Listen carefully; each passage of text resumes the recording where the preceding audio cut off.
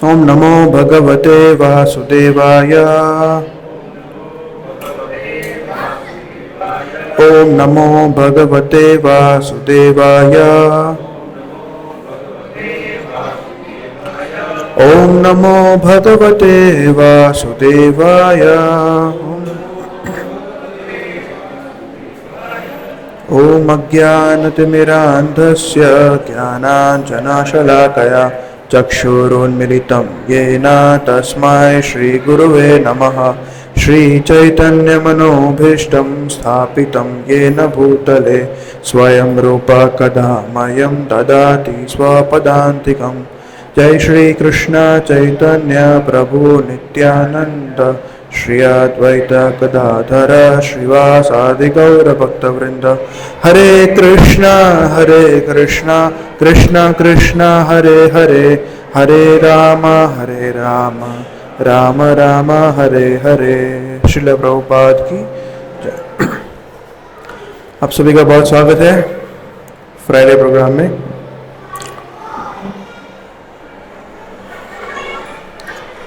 तो भगवद गीता की हमारी जो ट्रेन है वो 13 चैप्टर पे आके रुकी है। तो हमने सुना था कि भगवद गीता के जो पहले 6 अध्याय है वो क्या है, कौन सा योग? कर्मयोग। यस, पहले 6 अध्याय है जो कर्मयोग है। उसके बाद के जो 6 अध्याय है वो भक्ति योग है। ठीक है, 6 से 12 और 13 से बाद के जो 18 और 6 अध्याय है उसको कहते हैं ज्ञान योग। ठीक है, और हम सब ने सुन लिया है, भगवान ने 6 चैप्टर में भी बताया है। फिर 7th 9th अलग अलग चैप्टर में बहुत भगवान ने बताया है भक्ति योग के बारे में। और इवन फर्स्ट 6 चैप्टर में भी भगवान ने भक्ति योग के ग्लोरीफाई किया है और बताया कि भक्ति योग ही श्रेष्ठ योग है। ठीक है, तो फिर कर्म योग का भगवान को हमको सिखाना, फिर ज्ञान योग देना और भक्ति योग को बीच में रखना, ऐसा कोई पूछ सकता है ना? अगर हम नहीं पूछेंगे तो रमेश और महेश तो पूछते ही हैं, है ना? तो सब उनका जो क्वेश्चन है वो भी वैलिड है। ठीक है, तो इसमें ऐसा है, भक्ति योग तो श्रेष्ठ है ही। ठीक है, परंतु भगवान को लगा कि मेरे जो भक्त हैं वो भक्ति करना शुरू तो करेंगे, परंतु क्या होगा कि साथ साथ में थोड़ा थोड़ा उनको मटेरियल अटैचमेंट भी रहेगा। तो उस मटेरियल अटैचमेंट को दूर करने के लिए अगर मैं उनको थोड़ा सा ज्ञान योग के बारे में बता दूं तो अपने आप को वो भौतिक दृष्टि से, भौतिक जो साधन सामग्री है उससे वो अनासक्त हो सकते हैं, डिटैच हो सकते हैं। तो उनको भक्ति योग में आगे बढ़ने में उनको सपोर्ट मिलेगा। तो वो ज्ञान योग भी भक्ति योग के सपोर्ट में है और जो पहले का जो कर्म योग है वो भी भक्ति योग के सपोर्ट में है। और दूसरा इसका तात्पर्य ये है कि कर्मयोग, सिर्फ कर्मयोग कुछ नहीं है और सिर्फ ज्ञान योग भी कुछ नहीं आपको दिला सकता। ठीक है, और बहुत ही कठिन है। परंतु अगर उसको भक्ति का स्पर्श हो जाए, जैसे पहला कर्म योग है, उसके बाद भक्ति योग, तो कर्म और भक्ति का स्पर्श हुआ और अंत में ज्ञान योग, तो ज्ञान और भक्ति का स्पर्श हुआ। तो अगर कोई भी योग में भक्ति योग का अगर स्पर्श हो जाए तो फिर वो वैलिड हो जाता है और वो भक्ति योग ही हो जाता है। तो कहा जाए तो पूरे भगवद गीता में 18 के 18 अध्याय में भक्ति योग के बारे में ही बताया गया है। और भगवद गीता कोई भी अगर पूछे कि भगवद गीता में क्या दिया गया है तो भगवान ने यही बताया है कि भक्ति ही सर्वश्रेष्ठ है। सारे भगवद गीता का निचोड़ ये है भक्ति, भगवद भक्ति ही पूरे भगवद गीता का निचोड़ सभी शास्त्र, मतलब सभी आचार्य बताते हैं। ठीक है, और जिन लोगों ने भगवद गीता नहीं पढ़ी वो बोलते हैं भगवद गीता में लिखा है कर्म करो, सिर्फ कर्म करते रहो, फल की इच्छा ना करो, सिर्फ कर्म करो बस। हाँ, तो ये कहा है पर ये आधा अधूरा है ना। अगर पूरी भगवद गीता पढ़ोगे और प्रामाणिक गुरु के मार्गदर्शन में पढ़ेंगे, तब हमें मालूम पड़ेगा कि भगवत गीता का जो मेन क्रक्स है, जो एसेंस है, वो है भक्ति। ठीक है, तो कर्मयोग के थ्रू भी कोई भक्ति को अचीव कर सकता है और ज्ञान योग के थ्रू भी कोई भक्ति योग को अचीव कर सकता है, परंतु वो कठिन है।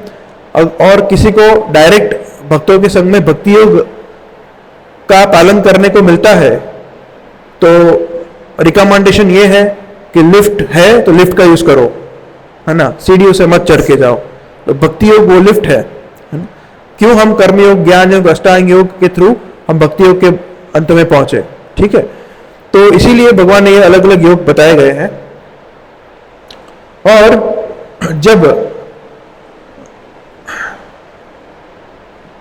तो इसीलिए हम कह सकते हैं कि भक्ति योग को भगवान ने बीच में रखा है।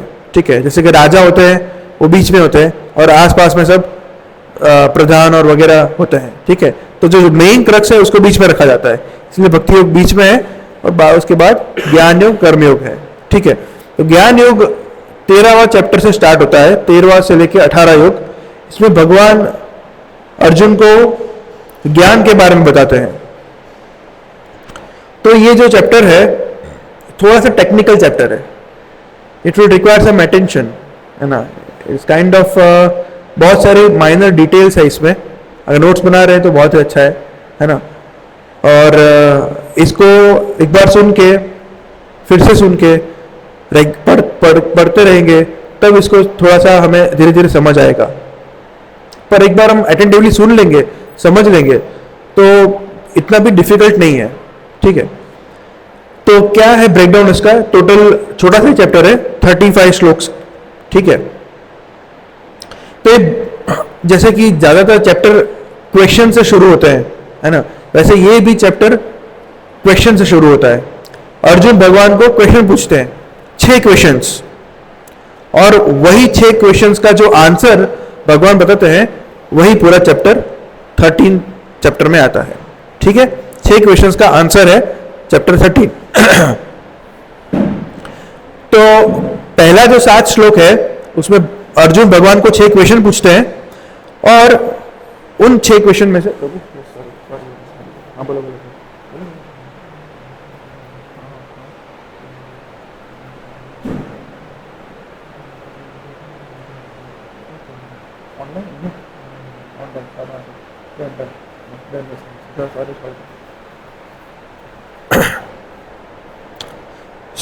हाँ, तो पहले जो 7 श्लोक हैं उसमें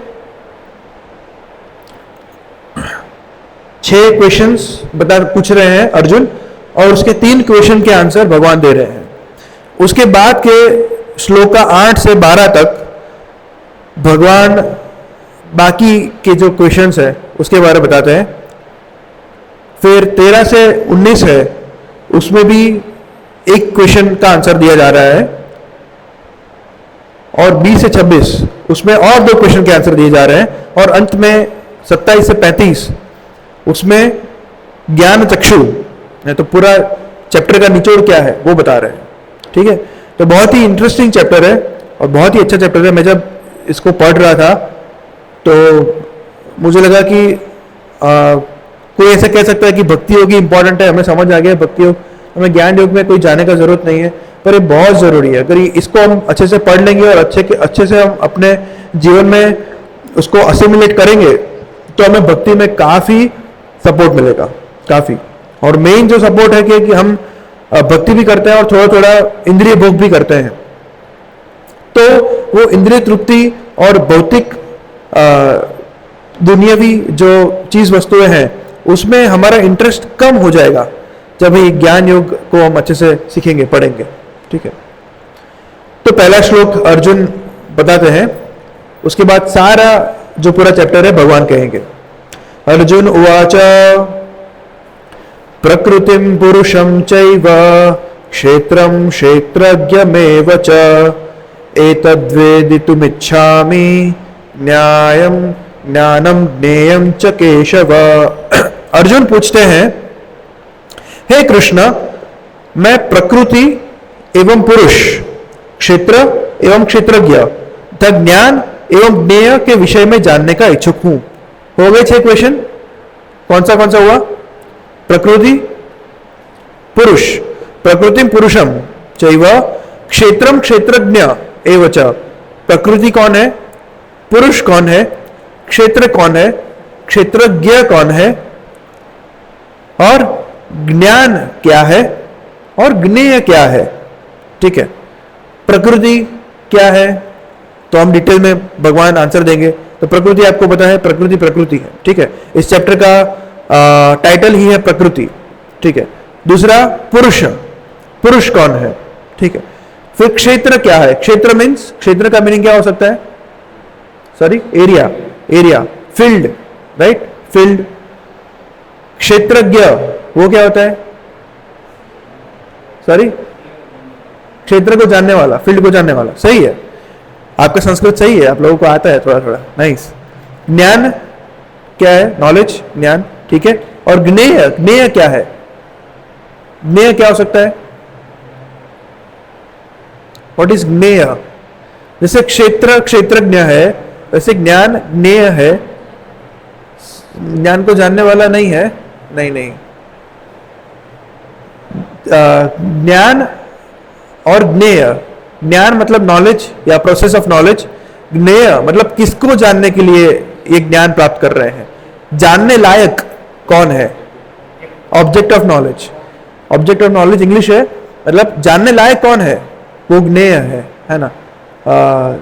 लाइक यू नो, अब पढ़ते हैं तो कभी कभी हमारे सीनियर्स हमको टिक करके देते हैं ना, ये एग्जाम में आ सकता है, तो ये पढ़ने लायक चीज है, इसको यू रीड दिस आंसर्स, एक एग्जाम में आएगा, तो ये ज्ञेय है, इसका ज्ञान ले लेना चाहिए। तो ज्ञेय क्या है, ये 6 क्वेश्चंस का आंसर भगवान पूरे चैप्टर में देते हैं। फिर सेकंड श्लोक से ही भगवान आंसर देना शुरू करते हैं। भगवान कहते हैं कि हे कुंती पुत्र, ये शरीर क्षेत्र कहलाता है। आप लोग क्या बोल रहे हैं क्षेत्र को,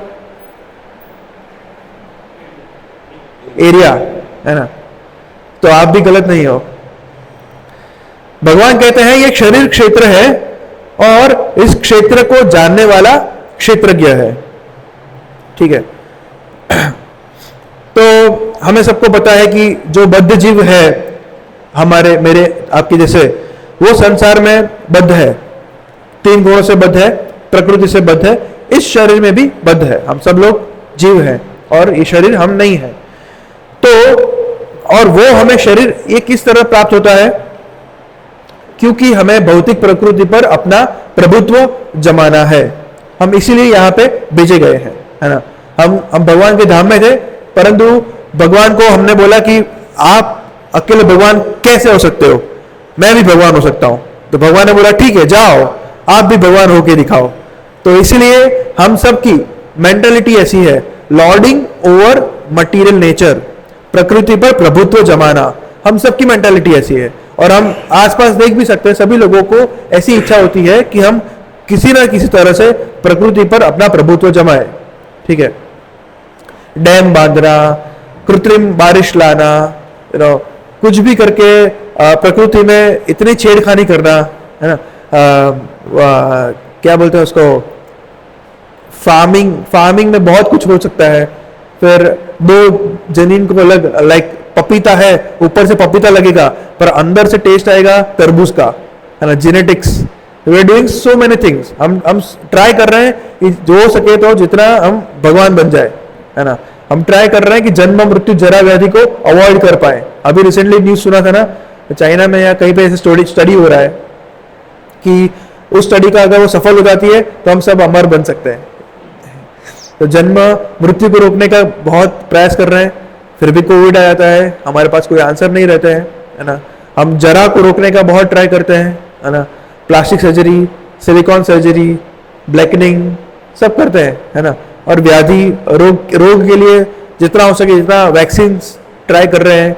डेंगू की वैक्सीन आ रही है, मलेरिया की वैक्सीन आ रही है, पर डेंगू मलेरिया का वैक्सीन ढूंढ लेते हैं तो हंता वायरस आ जाता है, मंकी पॉक्स आ जाता है, टोमेटो फ्लू आ जाता है, कुछ ना कुछ आ जाता है ना। तो ये हमारी टेंडेंसी है कि हमें प्रकृति पर प्रभुत्व जमाना है। और ऐसा ही नहीं कि सिर्फ मनुष्य को ऐसा है, सभी जीवों को ऐसा है ना। जैसे कि एक कुत्ता होता है, रात को उसका एक एरिया होता है, ठीक है, वो प्रभुत्व जमाता है कि ये मेरा एरिया है, यहाँ से कोई आ नहीं सकता, जा नहीं सकता, ऐसा, ठीक है। और वो एरिया को करने के लिए क्या करता है, वो यूरिन पास करता है एक पर्टिकुलर लेवल पे, वो लेवल जहाँ पे दूसरे कुत्ते का स्मेल कर सके, तो स्मेल से देख लेता है कि अच्छा ये उसका एरिया है तो मैं नहीं जाऊंगा। और दूसरा कुत्ता जो डॉग आएगा उसको प्रभुत्व जमाना है तो बार्क करके इसमें इन्फिल्ट्रेट करेगा। ये same things happening, we are also doing, like Iran and US, ये मेरा एरिया है, ये उनका एरिया है, इजराइल ये है ना, सब यही करने लगे। ये हमारा नेचुरल टेंडेंसी है, और इसी टेंडेंसी के अनुसार हमें शरीर मिलता है, और उस शरीर को हम कर्म क्षेत्र बोलते हैं, ठीक है। तो क्षेत्र क्या है, ये हमारा शरीर, उसको हम क्षेत्र बोलेंगे, ठीक है। और हर एक जीव को उसकी इंद्रिय तृप्ति करने की क्षमता के अनुसार शरीर या कर्म क्षेत्र प्रदान किया जाता है ना। कोई लाइक हाथी है, he can eat a lot, कितना खा सकता है वो, कितना कई सौ आदमी लोगों का भोजन वो खा सकता है, पर हम नहीं खा सकते। या एक चींटी है या कोई चूहा है, वो नहीं खा सकता, ठीक है। तो सभी जीव को अपनी इंद्रिय तृप्ति करने की कैपेसिटी होती है, उसकी कैपेसिटी के अनुसार उसको शरीर प्राप्त होता है। और कैपेसिटी कौन डिसाइड करता है, वो जीव डिजायर करता है। ऑब्वियसली वो कुछ डिसाइड नहीं कर सकता, पर वो इच्छा करता है कि काश मैं बहुत अच्छा खा सकता, हाथी के जितना खा सकता, तो उसको प्रकृति तथास्तु बोल देती है, फिर नेक्स्ट जन्म उसको हाथी का मिल जाता है, ठीक है। तो हम जीव डिजायर करता है, और डिजायर को प्रकृति सैंक्शन करती है, और उसकी इंद्रिय तृप्ति करने की कैपेसिटी बढ़ जाती है, और उसको ऐसा शरीर क्षेत्र प्राप्त होता है। क्षेत्र को फील्ड ऑफ एक्टिविटी भी बोलते हैं। तो ये शरीर है, वो हमारा फील्ड ऑफ एक्टिविटी है, ओके। परंतु हम ये शरीर नहीं है ना। हमने पहले भी सेकंड चैप्टर में सुना था कि कोई भी व्यक्ति सोच सकता है कि मैं जब छोटा था, फिर बड़ा हुआ, स्कूल गया, स्कूल खत्म हुआ, बोर्ड एग्जाम खत्म हुई, फिर कॉलेज गया, कॉलेज के बाद जॉब कर रहा हूँ, बिजनेस कर रहा हूँ, अभी फैमिली संभाल रहा हूँ, पर मैं तो वही हूँ, वही बच्चा, वो भी मैं था, स्कूल गोइंग, कॉलेज गोइंग भी मैं था, उसके बाद जॉब को अप्लाई करने वाला भी मैं था, और बिजनेस, शादी करने वाला, किड्स रखने वाला भी मैं ही हूं, ठीक है। तो वो मैं कौन हूं, मैं आत्मा हूं, ठीक है। और शरीर वो मेरा क्षेत्र है। तो हम कभी शरीर को खुद को नहीं मानते हैं, ठीक है, क्योंकि शरीर जीव भिन्न है, और जीव का फील्ड ऑफ एक्टिविटी क्या है, ये शरीर है, ठीक है। एक फार्मर होता है, उसका फील्ड ऑफ एक्टिविटी क्या होता है, उसका फार्म, ठीक है। कोई फार्मर है वो मैंगो पैदा करता है, कोई फार्मर है वो करेला बनाता है, कोई फार्मर है बैंगन बनाता है, कोई फार्मर गेहूं बनाता है। तो उसकी अलग अलग कैपेसिटी के अनुसार वो अलग अलग फल बनाता है, ठीक है। इसी तरह हर एक जीव उसकी कैपेसिटी के अनुसार उसको ये शरीर प्राप्त होता है, ठीक है। तो क्षेत्र आपको समझ आ गया, क्षेत्र इज फील्ड ऑफ एक्टिविटी, और ये चेंज होती रहती है, मृत्यु के बाद फील्ड ऑफ एक्टिविटी चेंज हो जाएगी। देन फिर क्षेत्रज्ञ क्या है, भगवान पूछते हैं, भगवान कहेंगे क्षेत्रज्ञं चापि माम विद्धि सर्व क्षेत्रेषु भारत क्षेत्र क्षेत्रज्ञ योर ज्ञानम यत्त ज्ञानम मतम मम। हे भरतवंशी, तुम्हें ज्ञात होना चाहिए कि मैं भी समस्त शरीरों में ज्ञाता भी हूं, और इस शरीर तथा इसके ज्ञाता को जान लेना ज्ञान कहलाता है, ऐसा मेरा मत है। तो क्षेत्र क्या हो गया, फील्ड ऑफ एक्टिविटी हमारा शरीर, और क्षेत्र को जानने वाला कौन है, क्षेत्रज्ञ। शरीर को कौन जानता है, डॉक्टर नहीं, वो मटेरियल हो गया। अपने शरीर को कौन जानता है, हम ही जानते हैं ना, या राइट, जीव। तो क्षेत्रज्ञ कौन है, जीव क्षेत्रज्ञ है, और उसका क्षेत्र उसका बॉडी है। एक और क्षेत्रज्ञ है, वो कौन हो सकता है, परमात्मा, तो भगवान क्या कहते हैं? क्षेत्रज्ञम च अपि माम विद्धि। भगवान कहते हैं मैं भी क्षेत्रज्ञ हूं, ठीक है, मतलब और बोल रहे हैं, इसमें क्लियर कट च अपि लिखा है ना। जैसे कि हम लोग वृंदावन गए थे, वृंदावन में जैसे डैनिश प्रभु थे, आपका रूममेट कौन था? लोकेश प्रभु है, हाँ। तो फिर आपका रूम नंबर कौन सा था? You still remember, very good, 225। तो 225 में डैनिश प्रभु रहते थे और लोकेश प्रभु भी रहते थे और धर्मेश प्रभु भी रहते थे, ठीक है। तो मतलब वो 225 में तीनों लोग रहते थे। इसी तरह हर एक शरीर में एक जीव रहता है और दूसरा क्षेत्रज्ञ कौन है? परमात्मा। भगवान खुद कहते हैं क्षेत्रज्ञम च अपि माम विद्धि। और जो क्षेत्रज्ञ दो है, ठीक है, एक जीव है और दूसरे परमात्मा। तो जो जीव है वो सिर्फ खुद के शरीर को जानता है और जो परमात्मा है वो सभी के शरीर को जानते हैं। ना केवल मनुष्य, सभी प्राणियों के, सभी पक्षियों, पशु, वनस्पति, जहां पे भी जीव है वहां पे भी परमात्मा क्षेत्रज्ञ के तौर पे रहते हैं और वो सभी को जानते हैं। He knows everyone. और हम सिर्फ अपने शरीर को जानते हैं, राइट। तो हमारे लिए फील्ड ऑफ एक्टिविटी सिर्फ हमारा शरीर है, क्षेत्र, और क्षेत्रज्ञ हम हैं, परंतु क्षेत्रज्ञ भगवान भी है, परमात्मा के स्वरूप में हमारे हृदय में होते हैं। तो हम आत्मा है और भगवान परमात्मा है, ठीक है। और हमको बाकी के शरीरों का ज्ञान नहीं होता। जैसे कि एक राजा है, ठीक है, उसने सभी अपने फार्मर्स को थोड़े थोड़े लैंड दिए हुए हैं फार्मिंग करने के लिए, ठीक है। तो जो पर्टिकुलर फार्मर्स है उनको अपने अपने फार्म के बारे में पता है। उनको पता है कि इसमें कितना खाद डलेगा, कितना पानी डलेगा, वो सब उनको पता है। और इसमें क्या उगेगा, इसमें कटहल उगेगा या इसमें गेहूं उगेगा, वो सिर्फ उन पर्टिकुलर फार्मर्स को पता है। परंतु जो राजा है उसको सारे फार्मर्स के बारे में पता है। तो जो राजा है वो परमात्मा के समान है, जिनको सारे क्षेत्र के बारे में मालूम है। और जो फार्मर है वो पर्टिकुलर एक एक फार्म के मालिक है और उसी को जानते हैं। तो इसलिए परमात्मा को ऋषिकेश भी कहते हैं, क्योंकि ऋषिकेश का अर्थ क्या होता है? इंद्रियों के स्वामी और इंद्रियों के आदि नियामक, ठीक है। तो इस तरह राजा है वो इंद्रियों के आदि नियामक है और जो पर्टिकुलर इंडिविजुअल व्यष्टि एक एक आत्मा है वो सिर्फ अपने इंद्रियों को कंट्रोल कर सकते हैं, ठीक है। पर इंद्रियों के स्वामी क्या हम हुए? नहीं, भगवान है, क्योंकि वो सभी इंद्रियों के आदि नियामक है। तो नियामक तो ऑलवेज भगवान ही होते हैं। प्रभुपाद यहाँ पे एक अच्छा एग्जाम्पल देते हैं कि मनुष्य को कभी भी चित्र या तुलिका में भ्रम नहीं करना चाहिए। एक चित्रकार है, एक वो ब्रश से ड्रॉ कर रहा है और एक चित्र है, तीन चीज अलग है ना। इसी तरह परमात्मा, आत्मा और शरीर, ये तीनों अलग है, ठीक है। परंतु मायावादी जो है वो कहते हैं कि परमात्मा और आत्मा एक ही है ना, जो संभव ही नहीं है ना। क्या मैं आपके शरीर को जानता हूं? मैं आपको शरीर को जानता हूं? नहीं, मुझे नहीं पता। आपके अभी पेट में दर्द हो रहा है, मुझे जानता है।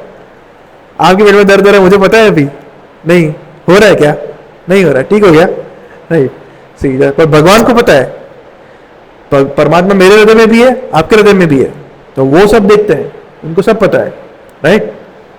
तो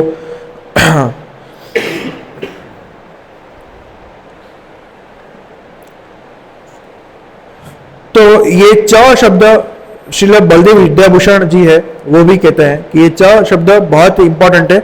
और ये श्लोक से क्लियर कट मालूम होता है कि परमात्मा और आत्मा अलग अलग है। भगवान कहते हैं क्षेत्रज्ञम च अपि माम विद्धि, ओके। फिर भगवान कहते हैं कि अब तुम मुझसे यह सब संक्षेप में सुनो कि कर्म क्षेत्र क्या है, यह किस प्रकार बना है, इसमें क्या परिवर्तन होते हैं, यह कहां से उत्पन्न होता है, इस कर्म क्षेत्र को जानने वाला कौन है और उसके क्या प्रभाव है। तो भगवान सब अभी ये बताने वाले हैं। भगवान कहते हैं कि विभिन्न वैदिक ग्रंथों में विभिन्न ऋषियों ने कार्यकलापों के क्षेत्र तथा उन कार्यकलापों के ज्ञाता के ज्ञान का वर्णन किया है। इसे विशेष रूप से वेदांत सूत्र में कार्य कारण के समस्त तर्क समेत प्रस्तुत किया गया है। देखिए, ज्ञान की व्याख्या करनी है तो भगवान सर्वोच्च है, सुप्रीम पर्सनालिटी है, उनको किसी के रेफरेंस की जरूरत है नहीं है। फिर भी भगवान अपने आचरण से सिखा रहे हैं, है ना। तो भगवान कहते हैं ना, मेरे लिए करने लायक कोई कार्य नहीं है, परंतु अगर मैं कार्य नहीं करूंगा तो लोकोस्तदनु वर्तते, सब मेरा ही फॉलो करेंगे, अनुकरण करेंगे और कोई कार्य नहीं करेंगे। तो इसीलिए भगवान भी ऋषि मुनियों का रेफरेंस दे रहे हैं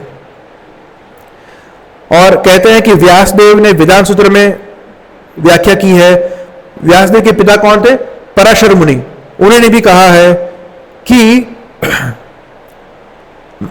तुम, मैं तथा अन्य सारे जीव अर्थात हम सभी दिव्य हैं, भले ही हमारे शरीर भौतिक हो। हम अपने अपने कर्मों के कारण प्रकृति के 3 गुणों से वशीभूत होकर पतित हो गए हैं। फलतः कुछ लोग उच्चतर धरातल पर हैं और कुछ निम्नतर धरातल पर हैं। ये उच्चतर तथा निम्नतर धरातल अज्ञान के कारण है और अनंत जीवों के रूप में प्रकट हो रहे हैं, किंतु परमात्मा जो अच्युत है, तीनों गुणों से अनुषित है और वो दिव्य है, ऐसा पराशर मुनि बता रहे हैं। फिर श्री प्रभुपाद तैत्तरीय उपनिषद को भी कोट कर रहे हैं।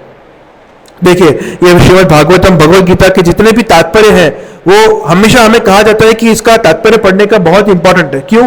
क्योंकि बाकी सभी उपनिषद है, वेदांत है, वेद है, जितने भी शास्त्र हैं, सभी का उन्होंने यहाँ पे रेफरेंस प्रभुपाद ने दिया है। तो हमारे लिए कोई जरूरत नहीं है कि हम अलग उपनिषद या कुछ ढूंढने जाए। तो इसमें तैत्तरीय उपनिषद में प्रभुपाद ने कोट किया है ब्रह्म पुच्छम के बारे में। ब्रह्म पुच्छम क्या होता है? तो कहते हैं कि 5 तरीके के कॉन्शियसनेस वाले लोग होते हैं। एक होते हैं जो कहते हैं कि अन्न ही सब कुछ है, अगर मुझे अन्न मिल गया तो भगवान मिल गया, वो अन्न को ही भगवान मानते हैं। ऐसे जो कॉन्शियसनेस वाले होते हैं उनको बोलते हैं अन्नमय। फिर होते हैं कि जो जीव है उसी को भगवान मानते हैं, है ना, कि बोलते हैं जान है तो जहान है, ऐसा बोलते हैं। तो उसी को भगवान मानते हैं और उसी का वो सोचते रहते हैं। वो बहुत ही आसक्त होता है अपने प्राण के लिए, उसको बोलते हैं प्राणमय। उसके बाद होता है ज्ञानमय। वो तरह तरह के संगीत है या फिर प्रकृति के बारे में ज्ञान इकट्ठा करते हैं और संगीत में ही वो आध्यात्मिकता का अनुभव करते हैं, ऐसे लोगों को बोलते हैं ज्ञानमय। फिर आते हैं विज्ञान रूप। विज्ञानमय कौन से होते हैं? जो समझते हैं कि आत्मा और शरीर अलग अलग है। और उसके बाद अंत में आते हैं आनंदमय। आनंदमय मतलब खुद भगवान जो सच्चिदानंद स्वरूप है। तो ये ब्रह्मपुच्छ तैत्तरीय उपनिषद में कहा गया है। इसमें कहा गया है कि जो पहले 3 है, अन्नमय, प्राणमय और ज्ञानमय, ये क्षेत्र में आता है, फील्ड ऑफ एक्टिविटी, मतलब भौतिक दृष्टि से देखा जाता है। और जो विज्ञानमय और आनंदमय होते हैं वो स्पिरिचुअल लेवल पर होता है, जो परमात्मा के लेवल पर होता है। तो this is like kind of understanding you should know. तो हमें पता है कि भगवान तो आनंदमय ही है और वेदांत सूत्र में भी कहा गया है आनंदमयो अभ्यास्यात्, मतलब भगवान पूर्ण सच्चिदानंद स्वरूप है। तो हमारे लिए क्या सही है कि अगर हम अपने स्वभाव को ये अन्नमय, फिर प्राणमय, ज्ञानमय, विज्ञानमय से ऊपर उठाकर अगर आनंदमय की ओर लेके जाते हैं, तब हमारा जीवन पूर्ण हो सकता है। राइट। फिर भगवान क्षेत्र की और एक व्याख्या कर रहे हैं। एक क्षेत्र क्या हो गया? फील्ड ऑफ एक्टिविटी, हमारा बॉडी। अभी भगवान दूसरे क्षेत्र के बारे में बोल रहे हैं। भगवान कह रहे हैं कि ये पंच महाभूत कौन से हैं? पंच महाभूत, जोर से बोलिए। यस, 4 ही हुए और ओके। तो पंच महाभूत, फिर अहंकार, फिर बुद्धि, फिर 3 गुण, फिर 10 इंद्रियां, मन, 5 इंद्रिय विषय, इच्छा, द्वेष, सुख दुख, संघात, जीवन के लक्षण, धैर्य, इस सब को संक्षेप में कर्म का क्षेत्र तथा उसकी अंतः क्रियाएं कहा जाता है। तो ये सब भी क्षेत्र में आता है। तो this is also field of activity. तो इसको हम प्रकृति कहते हैं। तो जो प्रकृति है वो भी फील्ड ऑफ एक्टिविटी है। तो प्रकृति किन 24 तत्वों की बनी हुई है आप लोग गिन सकते हो। 5 पंचमहाभूत, 5 हो गए। 5 इंद्रिया, कर्मेंद्रिया, कौन सी है? कर्मेंद्रिया। कर्मेंद्रिया वो है जिससे हम कार्य करते हैं। और ईयर्स, नोज, टेस्ट, स्पर्श, हाँ, ब्रीदिंग, स्मेल, दैट इज ज्ञानेन्द्रिया। तो उससे हम ज्ञान प्राप्त करते हैं, फिर कार्य करते हैं कर्मेंद्रियों से। तो हैंड्स, लेग्स, है ना, तो और जननेन्द्रिय, फिर एनस, वो सब, और स्पीच, ये 5 है वो कर्मेंद्रिय है। कौन सा हो, कितने हो गए टोटल? 15 हो गए, 15। फिर 5 इंद्रियों के विषय होते हैं, जो जैसे आपने बताया ना, स्मेल, है ना, नाक एक इंद्रिय है पर उसका विषय क्या है? स्मेल। कान एक इंद्रिय है, उसका विषय है सुनना, श्रवणम। टंग का विषय है टेस्ट।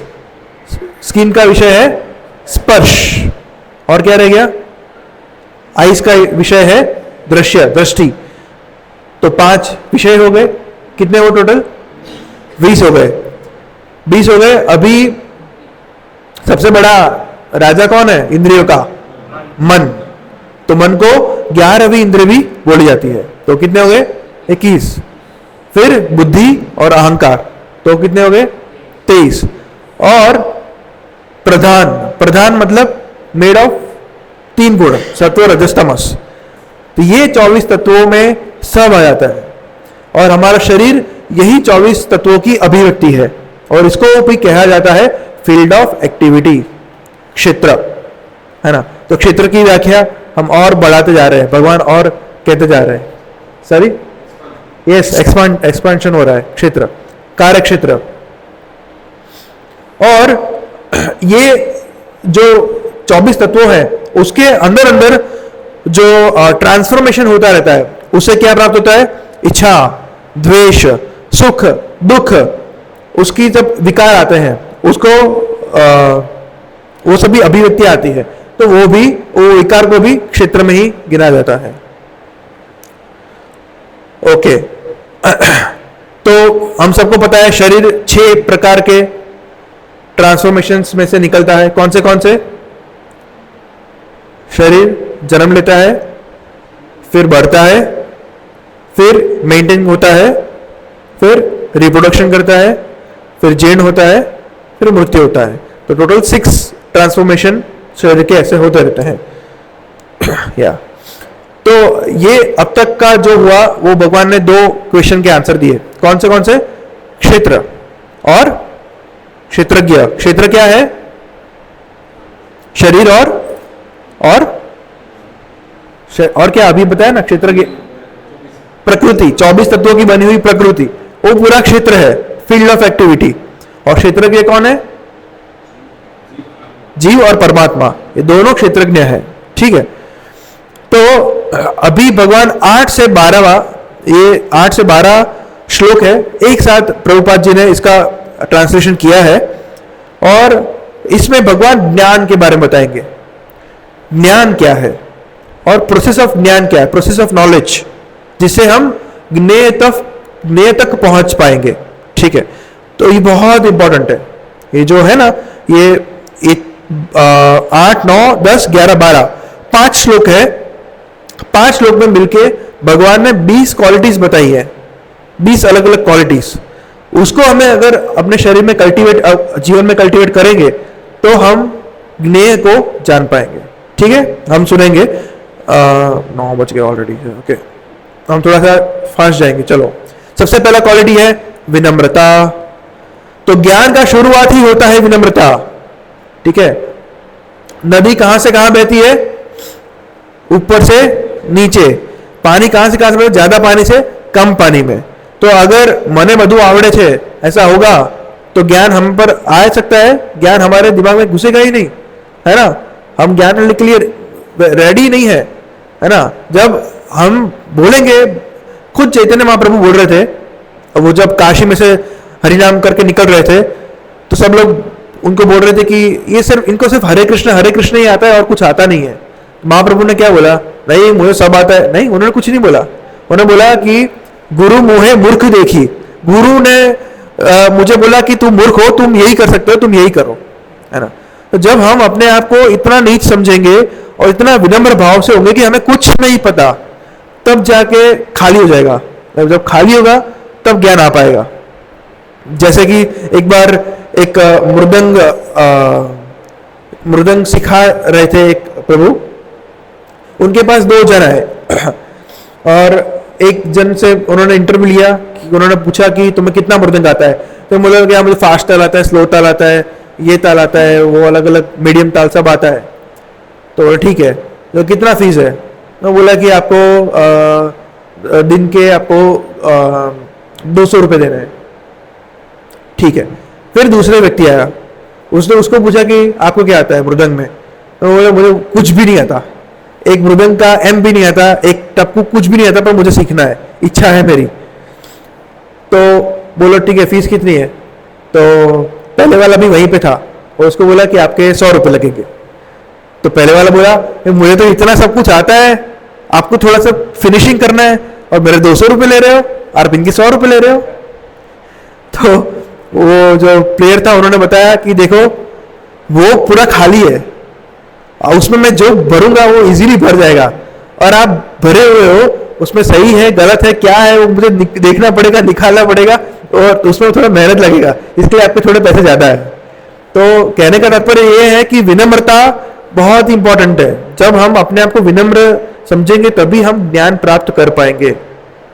और विनम्रता ऐसी चीज है जो कल्टिवेबल है, इसको हम कल्टीवेट कर सकते हैं। ऐसा नहीं कि हम ये हेरिडिटरी है, पिता माता विनम्र है तो हम भी विनम्र हो पाएंगे, ऐसा नहीं है ना। हमारे हिज होलीनेस भक्तिचारू महाराज उनको एक क्वेश्चन पूछा गया था कि विनम्रता को हम कैसे कल्टीवेट कर सकते हैं। तो उन्होंने आंसर दिया था, उन्होंने एक स्टोरी बताया था कि अकबर और बिरबल के दरबार में एक क्वेश्चन हुआ था। अकबर राजा ने ऐसे बोर्ड पे एक बड़ा सा चौक से लीटा मारा, ठीक है, और बोला कि इस जो ये लाइन है उसको रब करे बिना आपको छोटा करना है, कौन कर पाएगा? जो करेगा उसको मैं इनाम दूंगा। तो बहुत लोग आए, बड़े विद्वान पंडित देश विदेश से सब लोग आए, कोई बहुत सोचे, दिन रात जगते, कुछ हुआ ही नहीं। फिर अंत में कौन आता है? बिरबल ही है। और बिरबल को बुलाया, बोला कि तुम कर सकते हो? तो कि हाँ वो तो बहुत इजी है, आप लोगों ने तो बहुत टाइम वेस्ट कर लिया, ठीक है कर लो। बिरबल ने चौक उठाया और वो जो बड़ी लाइन थी उसको उसके सामने और बड़ी लाइन बना दी, तो जो ऑलरेडी बड़ी थी वो छोटी हो गई, बिना रब किए छोटी हो गई, है ना। तो भक्तिचारू महाराज समझाते हैं कि जब हम जाप करते हैं, कृष्ण कॉन्शियस रहते हैं, कृष्ण का स्मरण करते हैं, भगवत गीता में पढ़ते हैं, भागवत में पढ़ते हैं, भगवान के ऐश्वर्य के बारे में समझते हैं, तब हमें समझ आता है कि कृष्ण तो कौन है और मैं क्या हूं, मैं एक तुच्छ जीव हूं।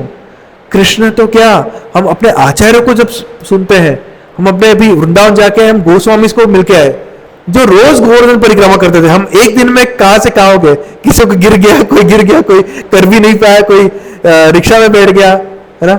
और ये गोस्वामी है वो रोज करते थे, रोज। तो उनके सामने हम देखें तो अपने आप को कितना नीच समझना चाहिए, है ना। तो भगवान तो है ही, पर उनके जो शुद्ध भक्त है, अगर उनको हम उनकी गुणगान जब हम सुनते हैं तब हम अपने आप को समझ पाते हैं कि हम तो इनके सामने कुछ नहीं है, और तब विनम्रता आती है। और तब जब विनम्रता आती है तब भगवान हृदय में प्रवेश करते हैं। जब विनम्रता नहीं आती तब तक भगवान को अच्छा नहीं लगता। भक्त को विनम्र होना बहुत जरूरी है, इसलिए सबसे पहला वर्ड है ये भगवान जो कह रहे हैं वो है अमानित्वम। अमानित्वम मतलब मान की आशा नहीं रखना, विनम्रता, ठीक है। ये पहला क्वालिटी हो गया। दूसरा है दंभहीनता, दंभ नहीं करना। अभी विनम्रता और दंभ में क्या डिफरेंस है? दंभहीनता और विनम्रता में क्या डिफरेंस है? एनीवन? फोटो, हाँ एग्जैक्टली। और विनम्रता या so exactly you are right. विनम्रता मतलब आपके पास कोई टैलेंट है परंतु आप दिखाते नहीं हो, मतलब आप बताते हो कि ऑब्वियसली वो सही भी है। भगवान कहते हैं कि जो टैलेंटेड है उसका टैलेंट मैं हूं, सामर्थ्य जो समर्थ व्यक्ति है उसका सामर्थ्य मैं हूं, भगवान कहते हैं ना 7 चैप्टर में। तो कोई बोलता है मुझे तो बहुत अच्छा सिंगिंग आता है, मुझे बहुत अच्छा डांस आता है, अगर भले ही उसमें आता हो और वो बोल रहा है तो विनम्रता नहीं है। कोई कहता है कि भगवान की कृपा से मुझे थोड़ा थोड़ा आता है और मैं प्रयास करता हूं, मैं और भी सीखने का प्रयास करता हूं, दैट इज कॉल्ड विनम्रता। जो है पर वो दिखाता नहीं है और अपने आप को पूरा हम्बल रखता है, वो विनम्रता है। और जिसमें नहीं है फिर भी वो दिखाता है तो वो दंभ है। अभी मैं फोन उठा के बोल रहा हूं कि हाँ मोदी जी, अच्छा कल की फ्लाइट है, आज सूरत में हो क्या? ठीक है, अभी युद्ध का क्या करने वाले हो? हाँ ठीक है। फिर आपको आता मोदी जी का कॉल आया था, सॉरी यार लेक्चर आ गया मेरा। दैट इज दंभ, है ना, वो मैं दंभ कर रहा हूं, जो पॉसिबल ही नहीं है और वो मैं दिखा रहा हूं, वो दंभ। तो दंभहीनता दूसरा गुण है। फिर है अहिंसा। प्रभुपाद अहिंसा का बहुत ही अच्छा समझाते हैं कि प्रभुपाद कहते हैं कि अहिंसा का अर्थ यही नहीं होता कि कोई प्राणी और पक्षी को हानि पहुंचाना, वो तो है ही, परंतु अगर कोई व्यक्ति अज्ञानता में है, भौतिक भोग में रचा बचा है और उसको आध्यात्मिकता के बारे में कुछ पता नहीं है, उसको मनुष्य का गोल पता नहीं है और आप उसको बता सकते हो परंतु आप नहीं बताते हो, तो उसको हिंसा कहा जाता है। और उसको देवाश्री में रजिस्ट्रेशन कराना अहिंसा कहा जाता है ना। आप जब पढ़ेंगे तात्पर्य प्रभुपाद जी बताते हैं इसमें। फिर है सहिष्णुता, टॉलरेंस, सरलता, सिंप्लिसिटी, प्रामाणिक गुरु के पास जाना, राइट। पवित्रता, पवित्रता शौचम मतलब 2 तरीके की पवित्रता, आंतरिक और बाह्य। बाह्य मतलब स्नान करना, है ना। मॉर्निंग में उठ के पहला जो कार्य करना चाहिए वो है स्नान। बिना स्नान किए कभी मंगला में नहीं जाना चाहिए, तो बाह्य है। और आंतरिक स्वच्छता कैसे होती है? हरे कृष्णा कृष्ण कृष्ण हरे हरे, हरे राम राम राम हरे हरे। इससे हम आंतरिक स्वच्छता होती है, ठीक है। तो पवित्रता ऐसे होनी चाहिए।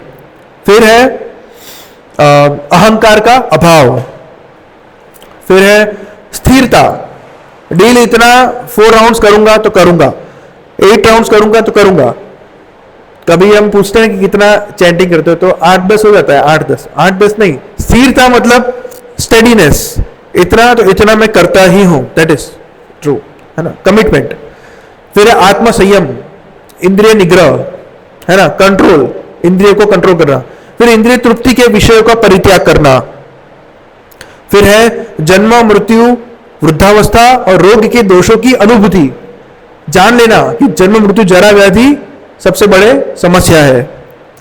फिर है वैराग्य, संतान, स्त्री, घर तथा अन्य वस्तुओं की ममता से मुक्ति, मतलब ऐसे जो अफेक्शन होना वो नेचुरल है और वो होना भी चाहिए संतान, स्त्री, घर से, ठीक है।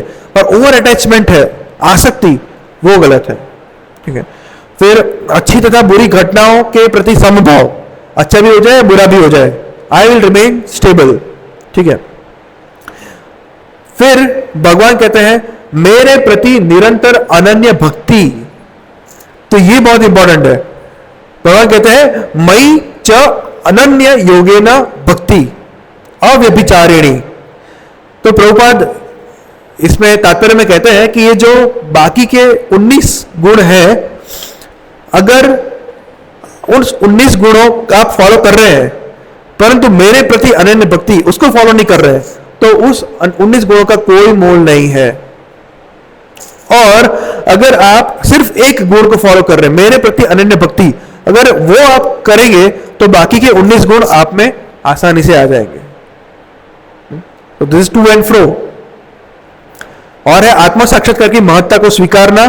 फिर परम सत्य की दार्शनिक खोज, इन सबको मैं घोषित करता हूं,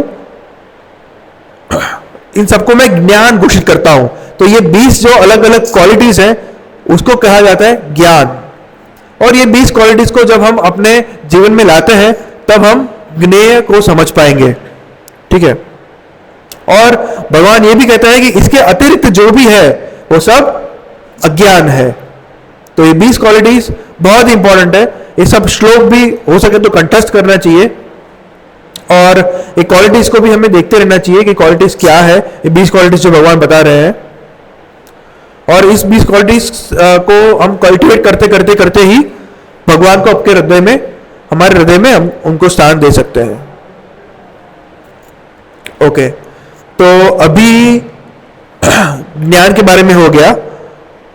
अभी 13 से 19 श्लोक है, उसमें भगवान बताते हैं ज्ञेय क्या है। ज्ञेय जानने लायक क्या है, आपके हिसाब से क्या है ज्ञेय, क्या होना चाहिए?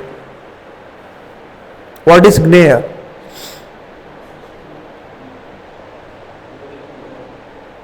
सॉरी, भगवत प्राप्ति। ओके, और ज्ञेय क्या हो सकता है? राइट है, एक आंसर सही है, भगवत प्राप्ति, भगवान को जानना, ठीक है। तो चलो भगवान से ही सुनते हैं। भगवान कहते हैं कि अब मैं तुम्हें ज्ञेय के विषय में बतलाऊंगा जिसे जानकर तुम नित्य ब्रह्म का आस्वादन कर सकोगे। भगवान कहते हैं ज्ञेयम एतत् प्रवक्ष्यामि यज्ञा त्वा अमृत अश्रुते। अमृत का आस्वादन होगा तब तक तुम ज्ञेय को जान लोगे। हाँ, तो यह ब्रह्म, यह आत्मा जो अनादि है और मेरे अधीन है, इस भौतिक जगत के कार्य कारण से परे स्थित है। तो क्या ज्ञेय है? आत्मा। पहला ज्ञेय है आत्मा, दूसरा ज्ञेय जो प्रभु जी ने बताया वो है परमात्मा। तो ये दो ज्ञेय है, ठीक है। तो फिर कहते हैं, फिर दूसरा श्लोक में भगवान परमात्मा के बारे में बताते हैं।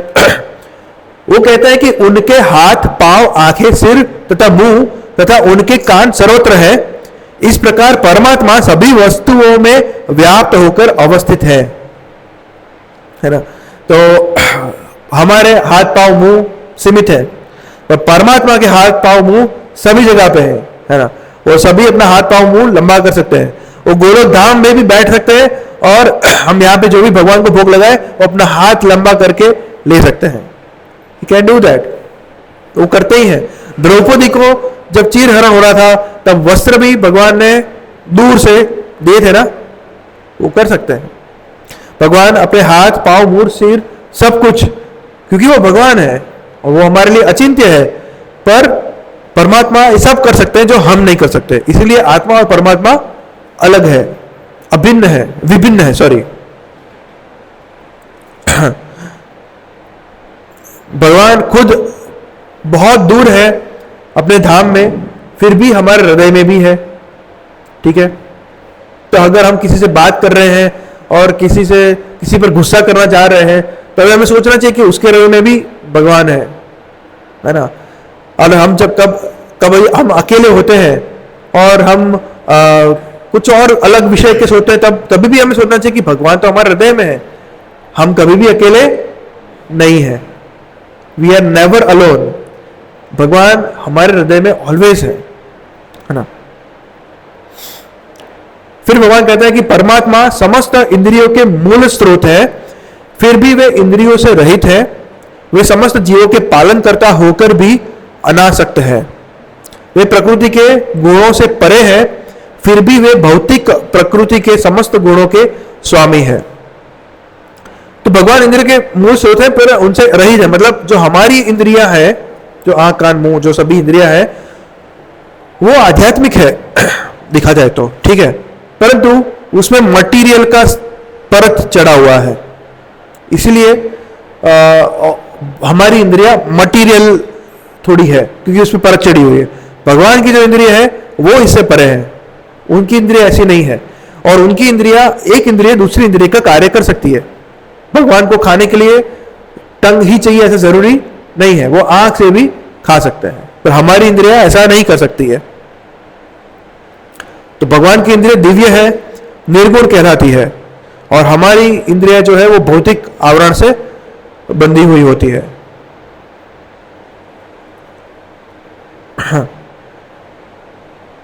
तो क्या भगवान प्रभुपाद जी तात्पर्य में बताते हैं कि भगवान की आंख, नाक, कान, मुंह सब है, सभी इंद्रियां है। तो जो लोग कहते हैं कि भगवान निराकार है, तो उसको ये भगवान खुद ये श्लोक में इसका खंडन करते हैं कि भगवान की इंद्रियां है। ठीक है, तो भगवान कोई अणु मात्र, बिंदु मात्र या प्रकाश ऐसा नहीं है। भगवान खुद सच्चिदानंद स्वरूप, उनका बॉडी भी है। फिर कहते हैं कि परम सत्य जड़ तथा संगम जंगम समस्त जीवों के बाहर तथा भीतर स्थित है। सूक्ष्म होने के कारण वे भौतिक इंद्रियों के द्वारा जानने या देखने से परे हैं। यद्यपि वे अत्यंत दूर रहते हैं, किंतु हम सबों के निकट पे भी हैं। यही डिस्कस किया, भगवान बहुत दूर रहते हैं, फिर भी भगवान हमारे पास भी है, परंतु हम उसको देख नहीं पाते क्योंकि हमारी इंद्रियां भौतिक है। जो अंधेरे में अपने खुद के हाथ को भी देख नहीं पाती, तो हम भगवान को कैसे देख पाएंगे, है ना। हमारी इंद्रियां अपूर्ण है, यही हमारी एक लाक्षणिकता है। तो जब हम भगवत गीता में पुष्टि की गई है कि केवल और केवल भक्ति के द्वारा हम उनको देख सकते हैं। कैसे? प्रेमांजना चुलित भक्ति विलोचनेन संतः सदैव हृदयेषु विलोकयन्ति यम श्याम सुंदर अचिंत्य गुण स्वरूपम गोविंदमादि पुरुषम तमहम भजामि। प्रेमांजन, जिनके अंजन प्रेम से अंजन किए हुए नेत्र हैं, ऐसे संत अपने हृदय में भगवान का दर्शन करते हैं। तो प्रेम से तो हम कोसों कोसों दूर है ना। तो हम जो हमारे जो आचार्य हैं, वो उनके आंख में प्रेम है भगवान के लिए, है ना। तभी रूप गोस्वामी के लिए राधा रानी साक्षात आकर खीर बनाती है। ऐसे ही तो नहीं होगा ना, है ना। और उस खीर का आस्वादन भी वो लोग इस तरह से कर पा रहे हैं कि उनको इतना प्रेम है भगवान के लिए। तो ऐसे जो महान आचार्य होते हैं, वो भक्ति का आस्वादन कर सकते हैं, भगवान का दर्शन कर सकते हैं। और ऐसा प्रेम पाना पॉसिबल है। कैसे? भक्त्या तु अनन्या शक्य। सिर्फ और सिर्फ भक्ति के द्वारा ये पॉसिबल है कि हमें भगवान का प्रेम प्राप्त हो सकता है ना। अलग अलग स्तर है ना। कौन से स्तर थे वो? श्रद्धा, फिर भजन क्रिया, साधु संग, फिर अनर्थ निवृत्ति, फिर निष्ठा, रुचि, फिर आसक्ति, फिर भाव और फिर प्रेम। तो इन स्टेजों के थ्रू हम आगे, जैसे हम लोग अभी क्या कर रहे हैं, श्रद्धा भगवान में है, भले थोड़ी ऊपर नीचे होती रहती है पर है। फिर भजन क्रिया हम कर रहे हैं, चैंटिंग, हरिनाम, है ना। फिर साधु संग, वो भी हम कर रहे हैं। वृंदावन में गए थे, हम साधुओं को संग किया था। प्रभुपाद का संग कर रहे हैं भगवद गीता को पढ़ के, है ना। तो साधु संग, इसके बाद धीरे धीरे हमारे में अनर्थ निवृत्ति होगी, है ना। तो प्रभुपाद जी ने तात्पर्य में कई बार ऐसा भी लिखा है कि हमें इंटरनल ऑडिट करना चाहिए कि हमारे में कितनी अनर्थ निवृत्ति हुई है। ये हम जो 20 क्वालिटीज सुने, उस 20 क्वालिटीज में कितनी कितनी क्वालिटीज हमें आई है। विनम्रता आई है, दम्भहीनता आई है ना। इंटरनल ऑडिट करना चाहिए। हम क्या करते हैं, हम दूसरों पे उंगली उठाते हैं। देखो 13 चैप्टर अभी हम पढ़ के आए, विनम्रता अभी पढ़ के आए, और नीचे देखो विनम्रता का कोई अणु भी नहीं दिखा रहा। अभी सुना, अभी विनम्रता का वो तोड़ दिया। ऐसा नहीं, हमें दूसरों को नहीं देखना है। भगवद गीता किसके लिए है? मेरे लिए है ना।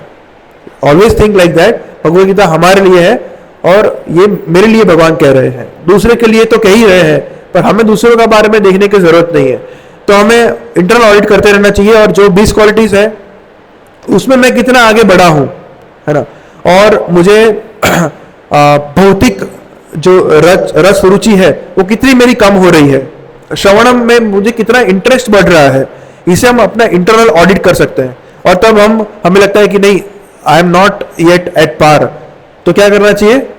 दवाई लेनी चाहिए, ट्रीटमेंट लेनी चाहिए, राइट। हरीश गोविंद प्रभु है, प्रेमदास प्रभु है, ऐसे लोगों को मिलना चाहिए, सुनना चाहिए, भजन क्रिया और बढ़ानी चाहिए, जिससे कि हमारी अनर्थ निवृत्ति जल्दी हो। तो इसी तरह से हम आध्यात्मिक मार्ग पे आगे बढ़ सकते हैं। यस। फिर भगवान कहता है कि यद्यपि परमात्मा समस्त जीवों के मध्य विभाजित प्रतीत होता है, लेकिन वह कभी भी विभाजित नहीं है। वह एक रूप में स्थित है। यद्यपि वह प्रत्येक जीव का पालन करता है, लेकिन यह समझना चाहिए कि वह सबों का संहार करता है और सबों को वो जन्म भी देता है। तो जैसे कि एक कैंडल है या कोई दीप है, उसमें से हम दीप दान करते हैं ना, पुरुषोत्तम मास में भी करते हैं, कार्तिक मास में भी करते हैं। तो आप में से मैंने दीप लिया तो आपका दीप कम हो गया? नहीं हुआ ना। इसी तरह भगवान अपने आप को परमात्मा के रूप में एक्सपांड करते हैं, तो भगवान कुछ कम नहीं हो जाते, भगवान तो वही रहते हैं। भगवान अपने आप को एक्सपांड कर सकते हैं। जितने भी जीवात्मा हो, सबको जीव वो रहते हैं। जैसे कि ये प्रकृति होती है, जब प्रलय होता है, भगवान ने 11 चैप्टर में बताया ना कि आई एम काल स्वरूप भी हूं मैं, सबका भक्षण करने आया हूं। तो प्रलय के टाइम पे सभी का भक्षण हो जाता है और जितने भी जीव हैं वो वापस विष्णु भगवान में चले जाते हैं और प्रकृति अपने अव्यक्त स्वरूप में हो जाती है, अदृश्य हो जाती है। और जब नई सृष्टि बनानी होती है तब प्रकृति व्यक्त स्वरूप में आती है और जो जो जीव है, जो डिजायर से बंधे हुए हैं, उनको इस भौतिक जगत में आना पड़ता है। और जो जीव ने अपनी इच्छाओं से निवृत्ति ले ली है और भगवान की इच्छा ही उनकी इच्छा हो जाती है, तो उनको वैकुंठ धाम में भेजा जाता है और बाकी के जीवों को पृथ्वी लोक में लाया जाता है।